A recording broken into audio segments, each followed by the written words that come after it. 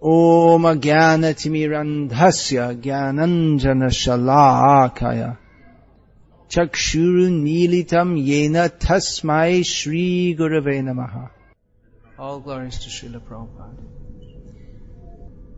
On the disappearance day of Srila Prabhupada, we are duty bound to speak on his glories. Of course, it is not only our duty. If after all these years we're only doing it as a matter of duty, then that is lamentable. Fine. Give them a fine.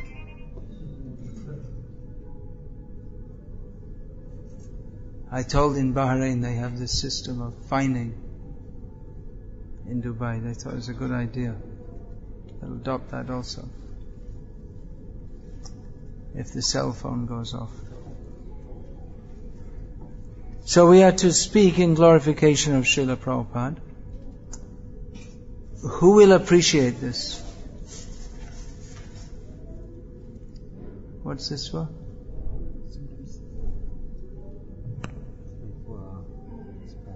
Huh? So like this word doesn't work. It's working okay.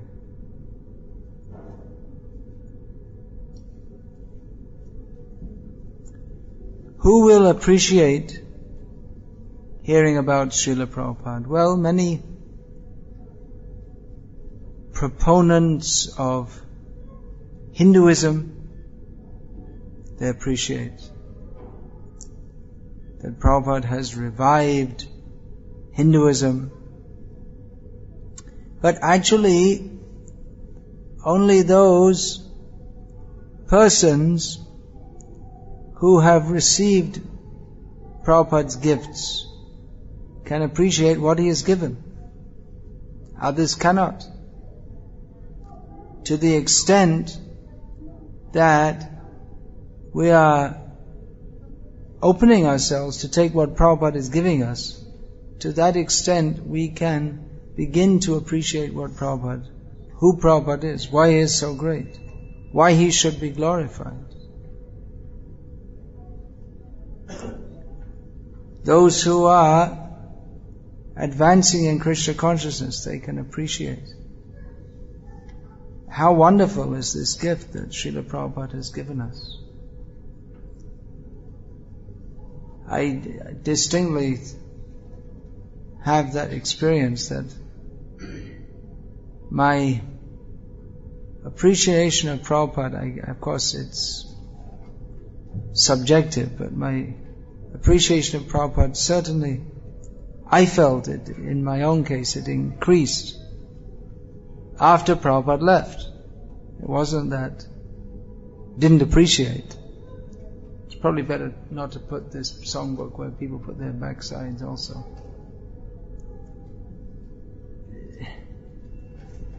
It wasn't that there was not appreciation of Prabhupada, but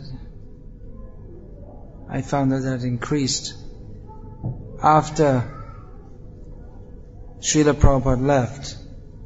So devotees can appreciate. Non-devotees, they cannot understand, or they can only understand in a superficial way. Just like I was saying, the Hindu leaders, they may offer laudations to Srila Prabhupada. Oh, that's good, that's a general appreciation. But again, those can actually appreciate who have taken Prabhupada's instructions, which if we actually take Prabhupada's instructions, then they change our lives. Our life will not be the same. It's not just a matter of becoming a vegetarian, but it means a whole completely different outlook on life. Many people in India they didn't think those who knew that, the few people who knew that Bhaktivedanta Swami was going to the West to preach Krishna consciousness thought that it wasn't possible to do so. And the many who appreciated him coming back with his dancing white elephants,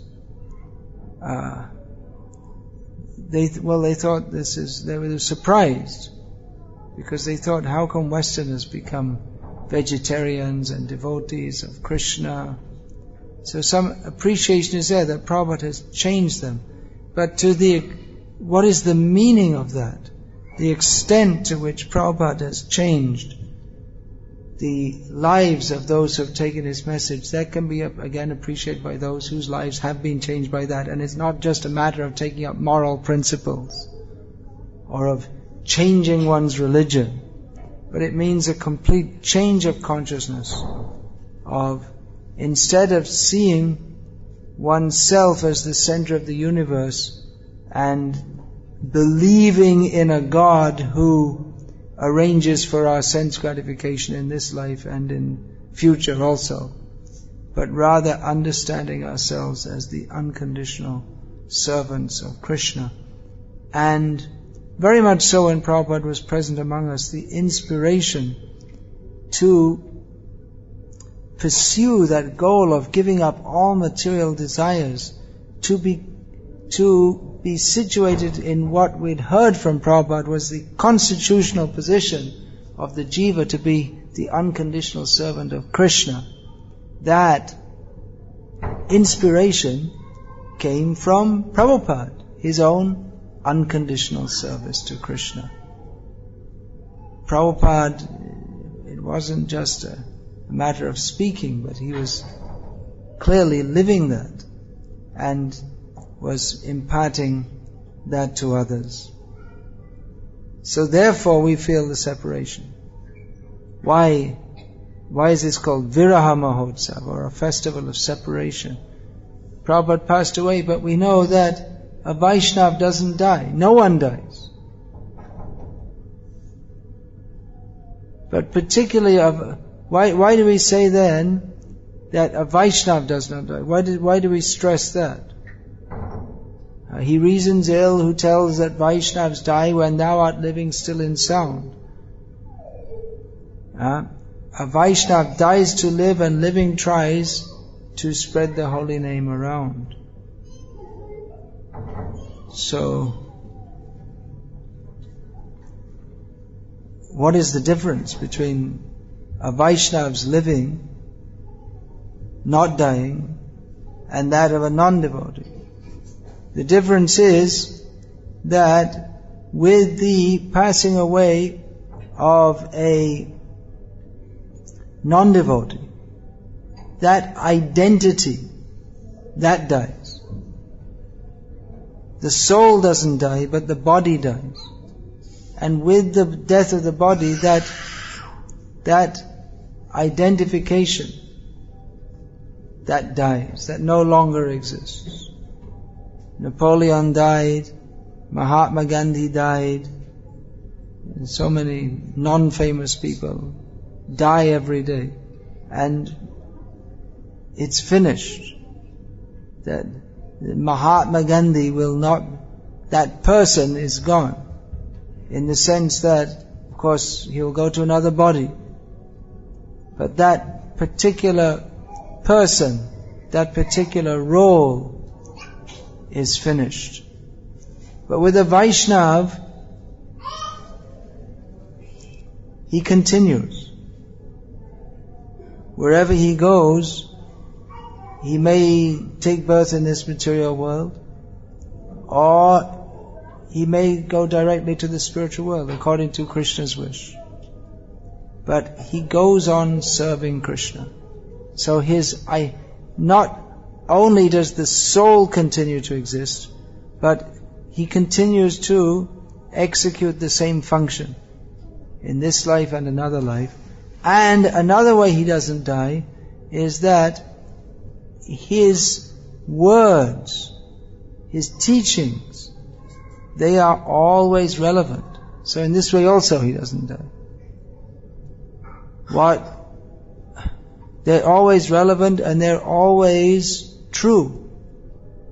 So what Napoleon said and did, it's over, it's finished. Mahatma Gandhi had many Gonna make a phone call now? Mahatma Gandhi had many noble ideas, but he wasn't a perfect person. So, his ideas, they cannot last. But what a pure devotee says is always relevant. It's always true, because what he says is in direct relationship with Krishna. We see Krishna spoke Bhagavad Gita. It's always relevant. It's as relevant now as when Krishna spoke it 5,000 years ago, or even many millions of years ago. Because it is Amrita Vani. It is instruction which is not subject to death. It never dies. Of course, the great acharyas, they come and they present the message of Krishna. They present the message of Shastra according to the particular time and place and circumstances that they operate in. So it may appear that there is a difference between different acharyas. Some of Prabhupada's godbrothers criticized him that, well, you're not teaching exactly the same way as Bhaktisiddhanta Saraswati Thakur. But naturally he didn't, because the situation he was preaching in the West was different. The culture was different. The level of understanding of the people was different. So Prabhupada, actually he didn't teach anything different. But the manner of presentation was different. And he adjusted some principles, just like allowing women to live in the ashram. That was not traditionally done. It was not done in the Gauriya Math. But Prabhupada allowed that. Why? Because he operated on the principle of Smartavya Satatang Vishnu Vismartavya Najatu Chit Sarva Vidhi Nishedasya Etaya Eva Kinkaraha. That all the rules and regulations are meant to serve the principles of always remembering Krishna and never forgetting Krishna. So that's true. As a general principle, women do not live in the ashram because women have a different social role, is one thing. They are to be protected in their childhood by their fathers, after marriage by their husbands, and in old age by their elder, grown-up sons. And also, women don't live in ashrams because ashrams are meant for spiritual advancement, and the quest for spiritual advancement is disturbed when men and women come into contact, and then the tendency is that they become mutually attracted to each other. And then the focus on spiritual advancement becomes distorted. So yes, it's an important principle that men and women have different social roles, and especially those for whom the central focus of their lives is spiritual advancement, then particularly they should rigidly follow this principle of being somewhat separate from women. So Prabhupada, he allowed women to live in the ashrams. And you may think, well, that's breaking a principle. In one sense, yes, but Prabhupada did it to serve the principle of giving people the opportunity to think of Krishna and never forget Krishna.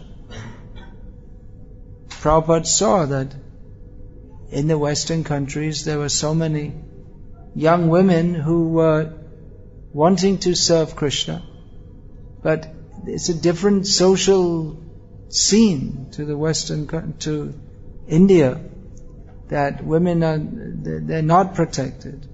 There's no idea of that they're free. So, if they're to live within the broader society,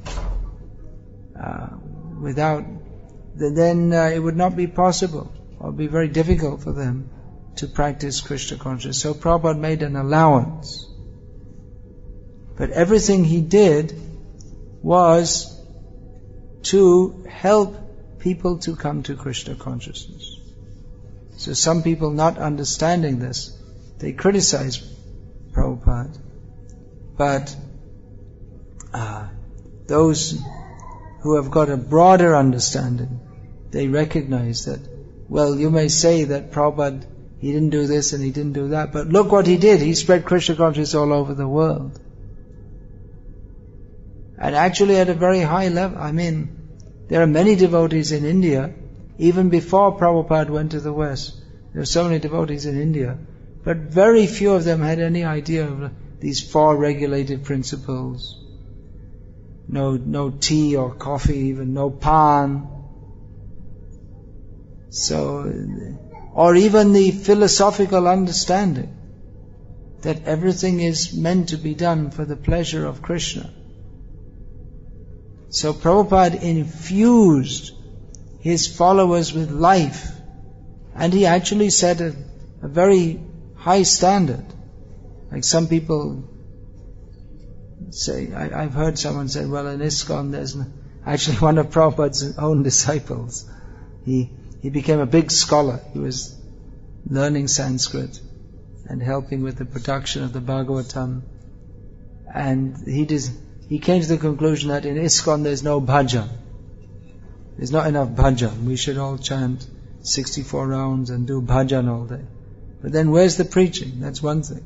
Another thing that Prabhupada did give, if we follow Prabhupada's program, those who are living in the ashrams, I do when I'm in India, or generally, that we start off 4:30 in the morning, Mangalarti, and the morning program goes through till 9 o'clock. So we have right there 4.5 hours at the beginning of the day of pure sadhana. And then again in the evening, of course, we often have preaching programs, but otherwise we have another 2 hours in the evening. So right there we have, 6 hours of solid sadhana every day. Plus we're supposed to read Prabhupada's books 1 to 2 hours every day. So Prabhupada gave a program of vigorous preaching and intense sadhana and regulated principles, and it's actually a very, very intense program. And those of you here in Dubai who are attempting to follow that even in truncated form, that means most of you try to, you have those who are initiated have the vow to chant 16 rounds a day. But to do that, it's quite intense, isn't it? Plus preaching and studying Prabhupada's books. So Prabhupada gave a very high level of Krishna consciousness in every way, in terms of the program we're supposed to follow, in terms of the principles we're supposed to follow, in terms of the philosophy. Prabhupada was absolutely uncompromising. Prabhupada was prepared to make some adjustments, just like I gave the example. Women can live in the ashram. Not many actually. You won't find there's much difference between the life of Krishna consciousness that Prabhupada gave in the West and that which is traditionally followed in India. So he made some adjustments. He allowed that devotees for preaching, they don't always have to dress in Vaishnav dress. They can dress in pant and shirt, suit, if they're doing scientific preaching or distributing Prabhupada's books in the Western countries. So Prabhupada made some allowances, some adjustments, but in the philosophy he was not at all compromising. He never said that, well, you can worship different demigods and worship Krishna and it's all okay, it's all the same, and that you can follow any philosophy that you like, or you chant 16 rounds. No!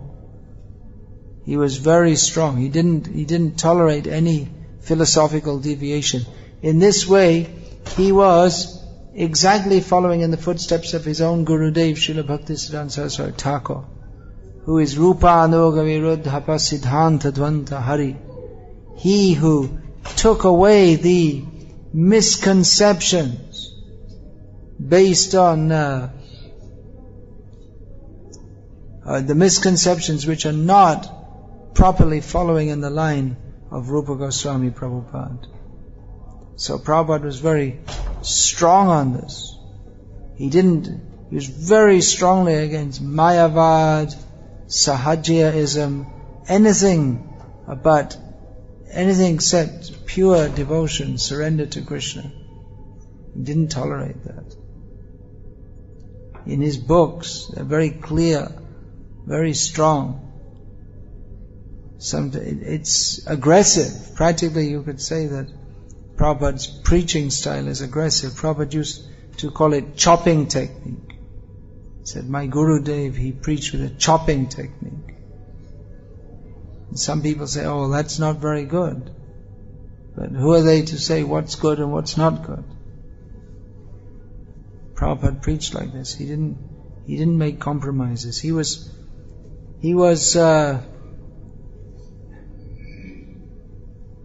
tolerant with devotees who were trying to be Krishna conscious but were weak. He appreciated the effort in anyone to come forward and be Krishna conscious, and he encouraged that. He always used to say, fan the spark. If there's a little spark, if you fan it, it used to be a common thing in India. People would make the fire for cooking. Nowadays you don't know, it's all gas. But it was a common thing. You just start the fire, then you have to fan it, not blow it. Fan it.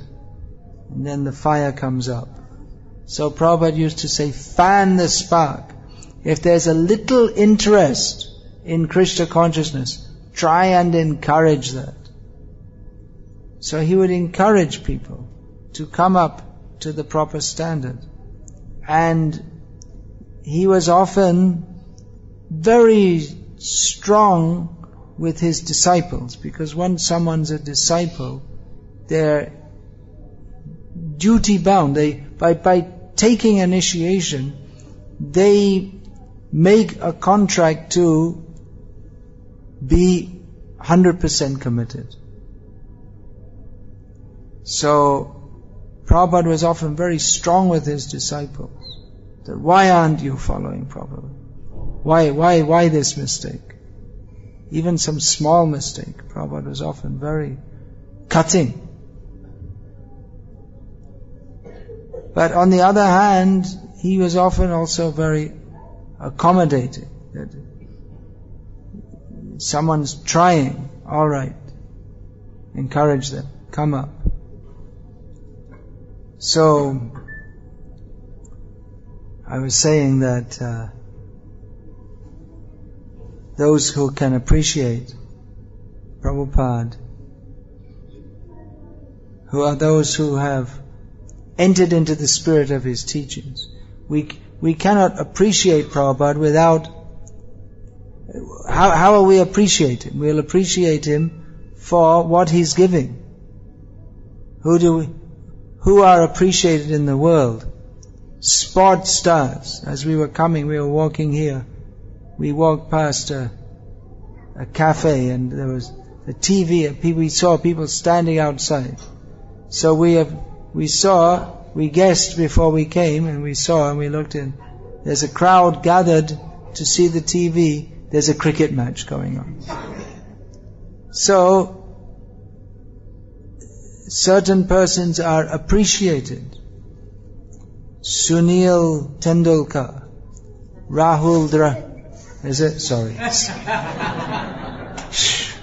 Sunil Gavaskar. Okay, got a little mixed up there. Rahul Dravid. Okay, I got that one right. So they're appreciated for what they do. Sachin's appreciated for making runs. What Rahul does, I don't know. What is he, a bowler, batsman? He's a batsman, okay. Not as good as Sachin. So they're appreciated for what they do. Although in the case of the two persons I just mentioned, it's completely useless. Someone is appreciated. Mother Teresa was appreciated for her great contributions in taking dying people off the street after they'd been living on the street all their lives, taking dying people off the street and letting them die in her home. So she was appreciated for her great contribution in helping people. Exactly what the contribution is, I can't understand, but anyway, people seem to think that she made a great contribution to human society. Members of the Congress Party appreciate Sonia Gandhi for fill in the blank yourself. So according to people's interest or what they consider is important, they give importance to various persons.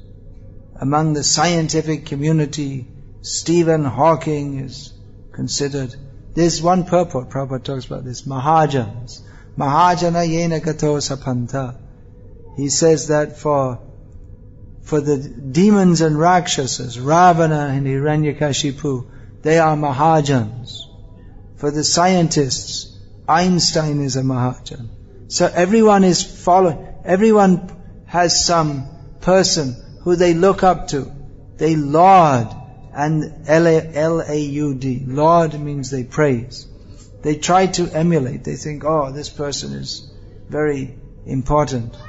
But 2 years ago, when I was in England, I saw quite a lot of people walking around with like almost shaved head like this, and a big clump of hair at the back.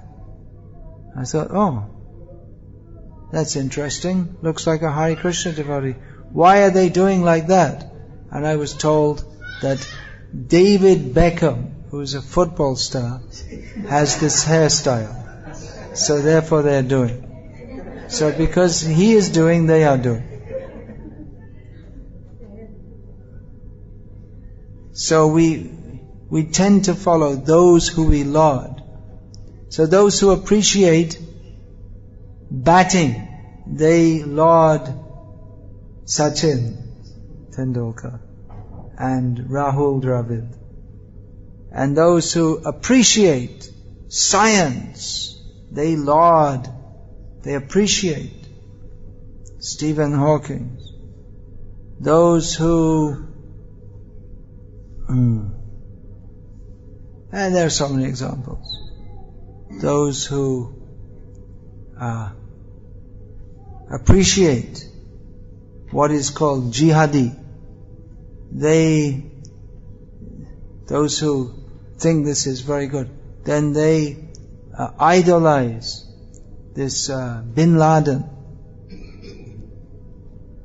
So according to what we consider important, we appreciate persons who are experts, leaders in the field in that regard. So those who have given importance to Krishna consciousness and can appreciate what Srila Prabhupada has done, they will want to glorify Prabhupada, which is, well, it's a little disappointing. The turnout's small today. It should actually be full house.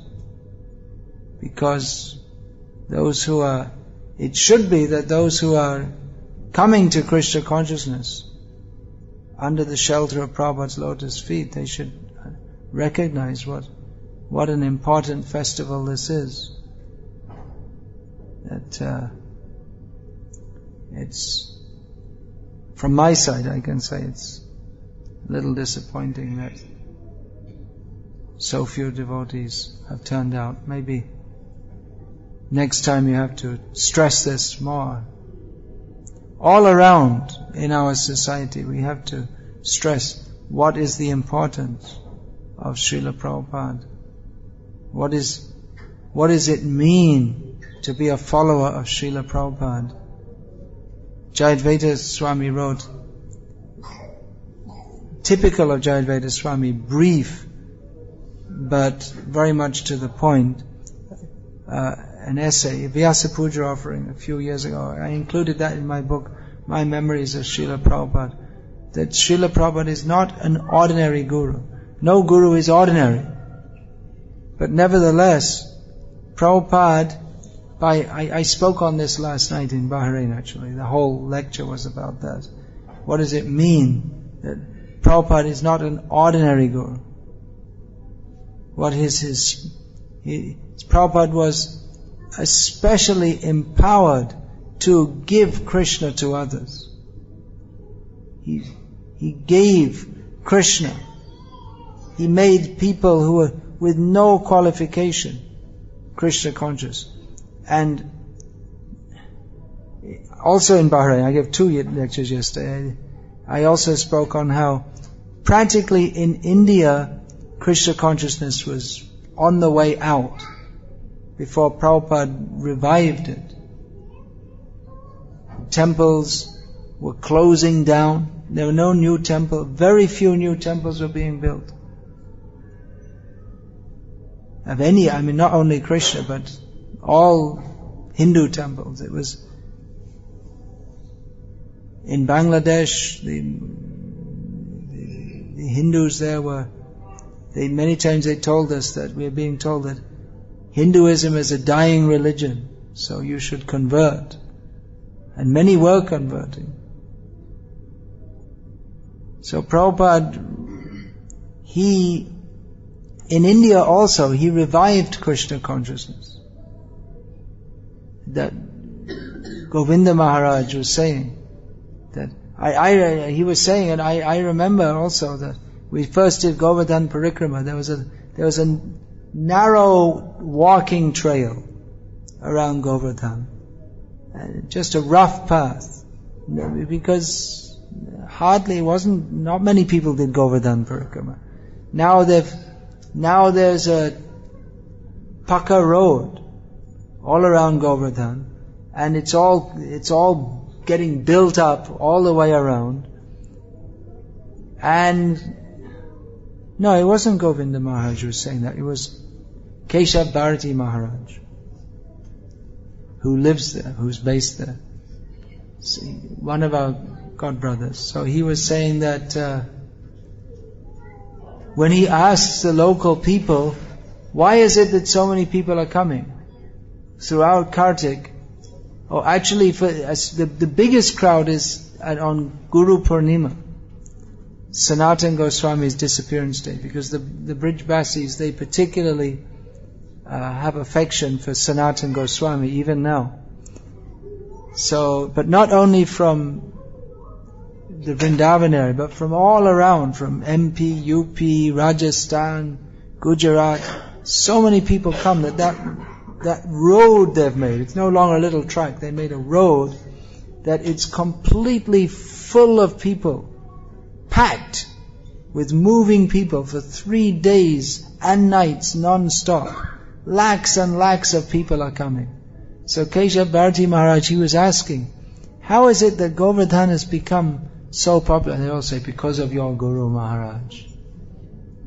He has promoted Krishna consciousness. Otherwise, like I say, Govardhan, just a few people were coming. There was no need of a road. It was just a dirt track for a few people. Now, so many people are coming. So many people are coming to Vrindavan. Vrindavan was just a small little town that ISKCON's temple at Ramanreti was not really in Vrindavan. Ramanreti, we would walk from Ramanreti to Loy Bazaar, and in between there's fields. It was open. Now it's all built up, and even if you come from the other direction, Loy Bazaar to Krishna Balaram temple, and keep on going for long distance, it's all built up now. Prabhupada revived Krishna consciousness in India, which was dying. I gave that illustrated weekly That was all the educated people in India used to read Illustrated Weekly. So, Hare Krishna. So, that had on the front cover, this was about 1979, they had a picture of the Western devotees offering arati in Krishna Balaram temple. Prabhupada actually said that the artis, they should have the Western devotees offering. So let people come and see, because especially in Vrindavan, and many people said the Westerners, they can't be Brahmins, they can't worship the deity. Prabhupada said, make sure the Western devotees are there, so that everyone can see they are Brahmanas. So they're offering the arati. So there was a picture of showing Western devotees offering the arati, and on the front page, and the title was given Saviors of Hinduism.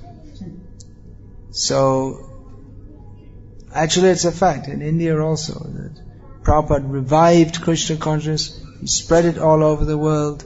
Krishna Bhakti Nite Dite Dhare Mahashakti. He was especially empowered to receive Krishna consciousness and give it to others. You probably know that story of Saraswati, the little girl who Prabhupada gave. There was the daughter of Shyamasundar and Malati, two of Prabhupada's early leading disciples. So Prabhupada had given her a little statuette of Krishna, and she was very attached to that. She used to keep it with her always. And then one time she put it down, and Prabhupada hid it, kept it with him. And then she looked and said, "Where is Krishna? Where is Krishna?" And she couldn't find, she was looking everywhere. Where is Krishna? Where is Krishna? And devotees, they were trying to give her a clue that Saraswati, who has got Krishna? And she was saying, who's got? Prabhupada has got Krishna. Yes, then Prabhupada gave. So it was like a little game Prabhupada was playing with a little baby, but it, on a much deeper level, it indicated that Prabhupada is giving us Krishna. He's giving everyone Krishna.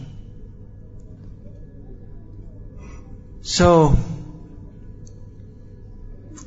today is Prabhupada's disappearance day, and as I started this lecture by saying that Vaishnavas, they don't actually die, they continue to live in their words. As Prabhupada himself was asked that what will happen to this movement when you die? A journalist. They have no etiquette. You don't ask. You don't address. You don't say that a Vaishnava dies.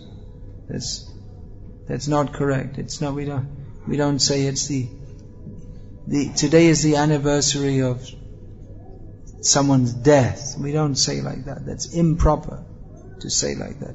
Tirobhav Titi, Tirobhav Mahotsav. Someday you'll see they'll put 1896 to 1977, which they'll show people's lives. Sri Chaitanya Mahaprabhu, 1486 to 1515, whatever it is. So they like, because they think that the person begins at this date and ends at that date. But actually, there's no question of death for a Vaishnava. Tirobhav. He's passing away from our mortal vision. So a Vaishnava does not die, but we say the English word is given disappear. That means that he's no longer visible to our eyes, but yes, so that reporter, that journalist was asking that what will happen to this movement when you die? Prabhupada said, I will never die, I will live forever in my books. And you can utilize. So, Prabhupada's disappearance. It's a disappearance to our mortal vision. But if we have the spiritual vision which he imparted to us, then we shall know that he has not disappeared. Of course, there is a difference in function. There's some difference in function between Prabhupada when he was, what we say, physically present, and now. But he lives forever in his instructions. And as he wrote in the very beginning, the dedication of the Srimad Bhagavatam, which was his own particular offering to his Guru Maharaj. He said, often he said, I'll stop traveling and preaching so I can write these books. He said, I can stop the traveling and preaching, but I cannot stop writing the books, because that is my special service to my Guru Maharaj. He continued writing and publishing books, even more important than traveling and preaching. He did both. So in the dedication to the Srimad Bhagavatam, he wrote that, dedicated to His Divine Grace, Om Vishnupad, Paramahamsa, Parivrajaka Srila Bhaktisiddhanta Saraswati Thakur. He lives forever in his divine instructions, and the follower lives with him. So, has Prabhupada disappeared? Well, he is always with those who follow his instructions. So in one sense he never disappeared. But he will disappear from our vision if we don't follow his instructions. It's a simple thing to understand. So, Prabhupada is always present with those who follow his instructions. Just like he said that I went to the Western countries, but I didn't go alone. People ask, how could you go alone? But he said, I never thought I was alone. My spiritual master was always with me.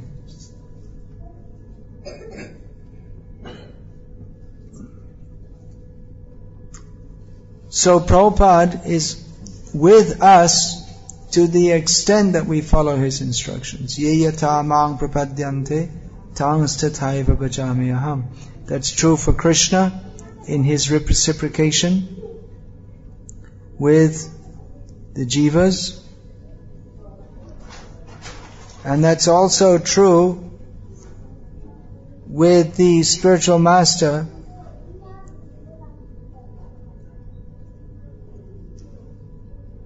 in his reciprocation with his disciples.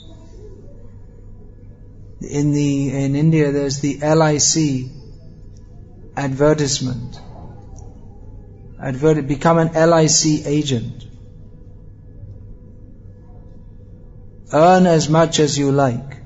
It's up to you. It's an open franchise. You can go out, you can work 20 hours a day and meet many people and get many policies signed up for which you get a commission free. It's all commission basis. Or if you like, you just do it in your spare time, maybe, 6-7 hours a week. It's up to you.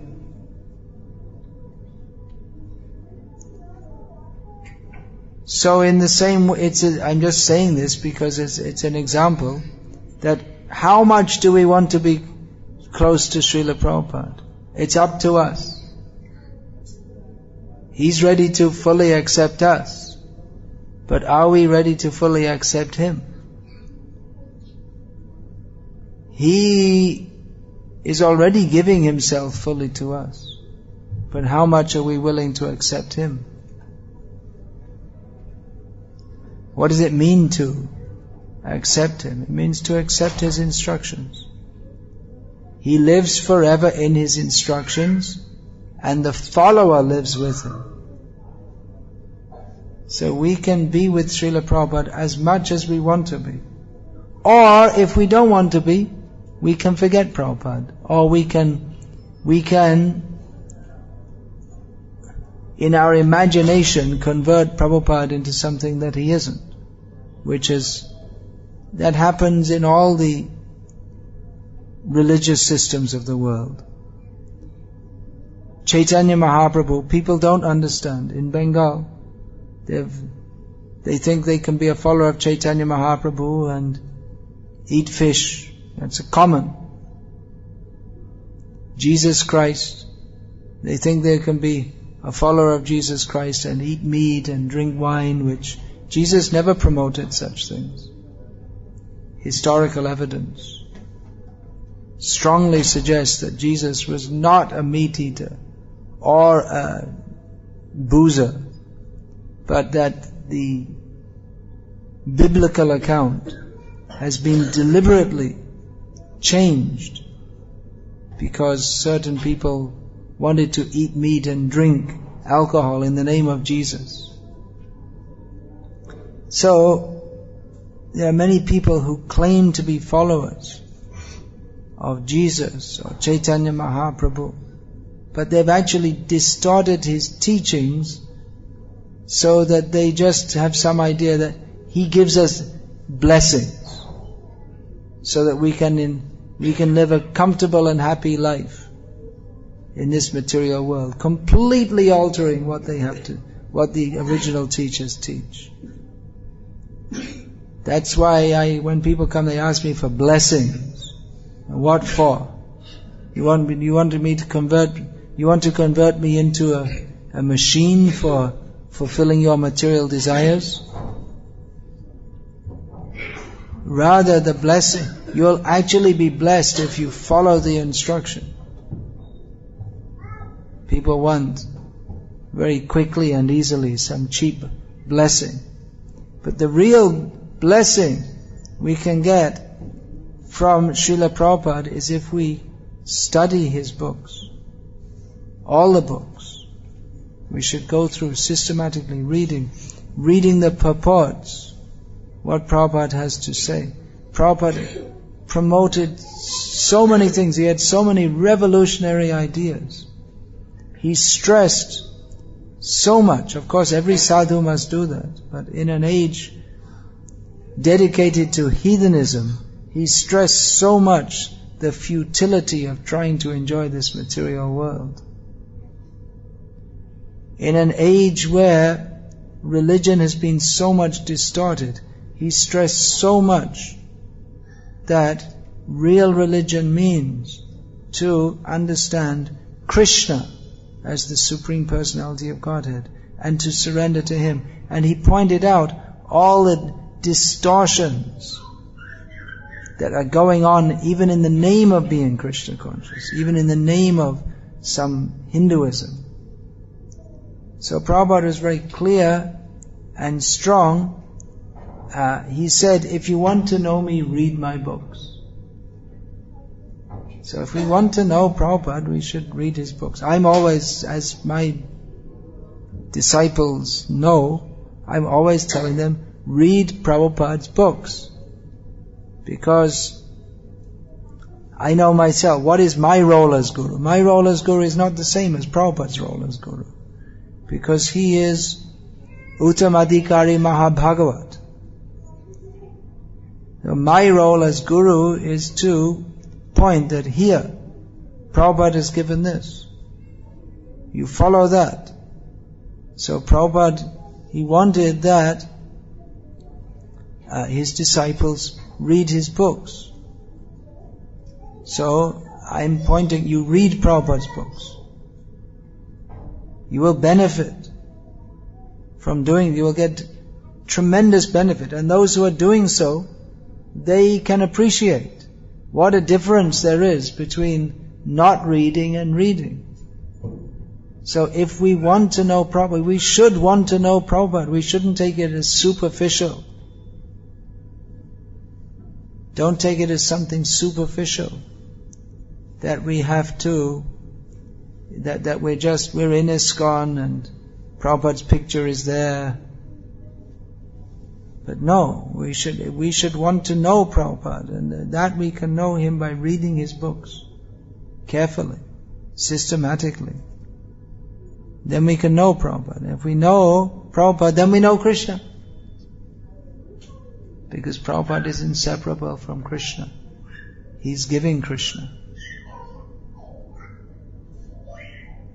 So many facets of Prabhupada's teachings.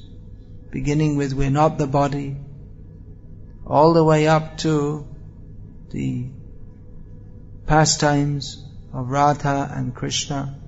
Prabhupada had so many programs. He stressed so much on preaching. He also wanted village organization, Varnashram Dharma, cow protection. He had so many programs for preaching, diorama exhibitions, scientific preaching with the Bhaktivedanta Institute.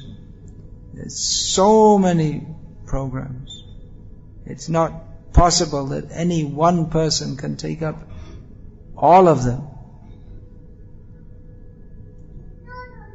But we should know what is Prabhupada's mission. Please read Srila Prabhupada's books. Those who do so, they will naturally want to glorify Prabhupada. On this day we should all glorify Prabhupada. Every day, every moment, but particularly on this day. Some days are set aside, particularly for glorification of Srila Prabhupada, just like Govardhan Puja is particularly for remembering Govardhan, worshipping Govardhan. So this day is particularly for remembering and worshipping Srila Prabhupada. It's a great festival, especially in Vrindavan. So many devotees come from all over India, particularly on that day for the Govardhan Puja, followed by Prabhupada's disappearance festival. So let's try to make this maybe next year we could aim to work on getting a full turnout. And we have to start preaching to the devotees in advance. And if we encourage them to read Prabhupada's books, I think more people will come, because as Prabhupada said, if you want to know me, then read my books. So those who are reading his books will certainly want to take this opportunity to glorify him, because Prabhupada, he came to give Krishna, and he particularly gave Krishna through the Mahamantra and through his books. And actually, even to chant Hare Krishna, we have to hear about Krishna also. Otherwise, we may be chanting Hare Krishna, we may have so many misconceptions of what we're chanting, why we're chanting, with what attitude we should be chanting. So hearing is essential. Shravana Kirtan. Kirtan is not complete without hearing. So Prabhupada gave his books to present the philosophy of Krishna consciousness, so that everyone can understand. We also have to hear, along with reading the books we have to hear, but reading Prabhupada's books is it's an essential part of our sadhana. We all have to do this. That will gradually, by reading his books again and again, everything will become clear. We may think, well, how can if you see 18 volumes Srimad Bhagavatam, you may think, well, how can I read that? You can read it. People are reading the newspaper every day. If you put together all the newspapers people have read, it's more than the Srimad Bhagavatam. So, no need for the newspaper. You read this Purana, this Prabhupada's translation and purport. Prabhupada said about the Bhagavad Gita as it is, he said the purports are actually more important than the translations. That's an amazing statement, isn't it? Because actually, we can't properly understand what Krishna is saying without the explanations of the acharyas. And Prabhupada has distilled the essence of what all the acharyas have given.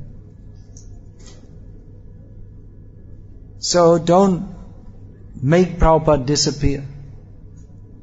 Prabhupada's disappearance day means his appearance day. Means it's an opportunity for us to remember Prabhupada and pray that he appear within our hearts. So Prabhupada is always present where devotees are following his instructions. So we should know what Prabhupada's instructions are and follow them very carefully. And if we don't do that, then the danger is that just like we have churchianity instead of Christianity. The church is there, but where is Christ? In 1966 or 67, one local newspaper in New York, they did a report on Prabhupada, Swamiji, and they wrote that Swamiji is teaching that God is not dead, because there was a prominent philosophy that God is dead. So Swamiji is teaching that God is not dead, although he seems to have left the church. He can't be found in the church.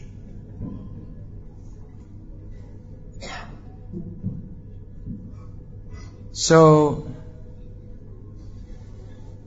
don't make Prabhupada disappear. Don't convert him into just a picture that we offer some incense to. That should be done. But the tendency of the conditioned soul is to take the genuine Mahajans, spiritual teachers, and dilute or pervert their teachings according to our own sense gratificatory desires. To take his instructions out of context, to change it this way and that way, so that it's not actually what he gave. So we have to be very careful to keep Prabhupada's instructions alive by very carefully, first of all knowing what they are. We can't know what they are unless we read his books. And then following them without any dilution or perversion. Otherwise, we are in the name of following Prabhupada, not following Prabhupada. If we follow him, why should we follow Prabhupada? Because Prabhupada is taking us to Krishna. If we want Krishna, then we should follow Prabhupada. Of course, that means we should follow under the guidance of those who know Prabhupada, that is the Parampara system. But as I was saying, Prabhupada is not an ordinary Guru. Guru is never ordinary, but Prabhupada's position is very special. And one becomes special by following Prabhupada, because what Prabhupada came to give is extraordinary.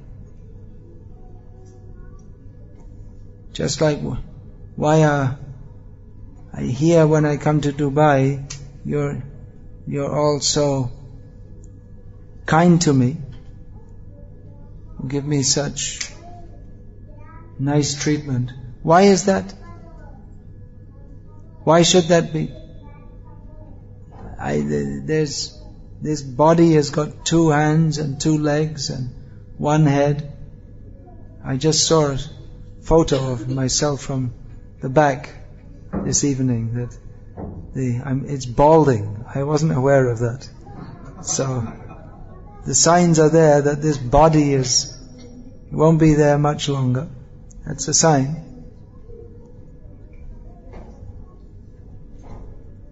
So why? What is it? Because of the sound of my voice? Is it because of the British passport? Is it because of the style of shoes that I wear? Why the appreciation?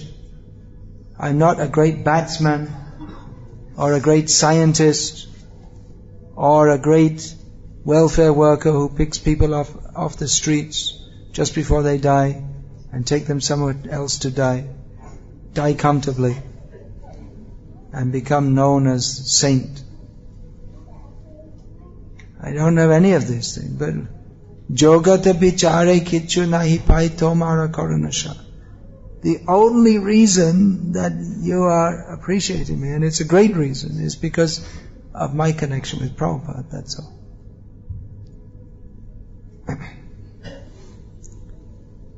That's all. That's it. 100%, beginning to end. Because I have a connection with Prabhupada. So my only duty is to suggest to you that you have a connection with Prabhupada and give some guidance according to what I've learned from Prabhupada and from my experience in my attempts to follow him. Give some guidance how you can also follow him. And why? Because ekaki ama nahi paibo harinama shankita. What's the name? That Krishna she toma, Krishna dite paro, tomara shakati ache. Because just like Saraswati, who has got Krishna? Prabhupada has got Krishna. Prabhupada is giving Krishna.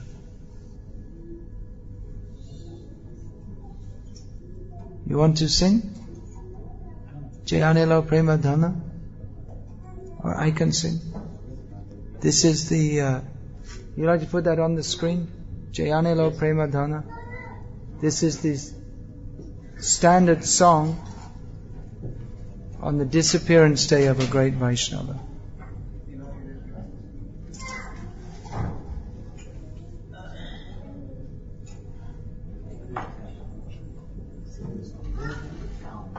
I'll read the translation while it's being found to be put on the screen.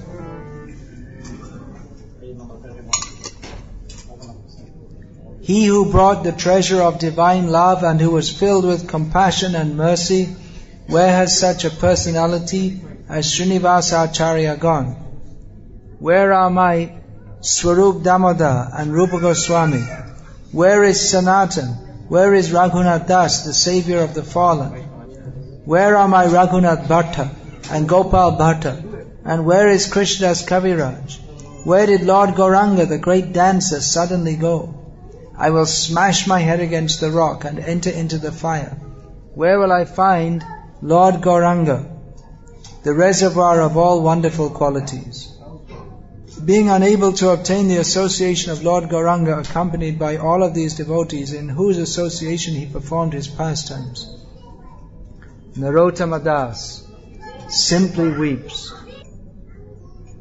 Yeah, this kirtan is permeated with thick and rich with the mood of viraha bhav. All of the kirtans of Narottama Das, they're all at least almost many that this mood is this mood of intense longing for association and service, very strong in his kirtans. It captures the mood of what Chaitanya Mahaprabhu came to give. Krishna bhakti rasa bhavitamati kriyatang yadi katopi labhyate tatra lolyam apimulyam ekalam janma koti sukritayana labhyate. Krishna consciousness, Krishna bhakti, if it's being offered, we should by any means take it. And what is the price to purchase? intense desire. Any other pious activities, even if executed, millions of pious activities executed for millions of lifetimes, can never give Krishna consciousness. Only the intense desire to attain it.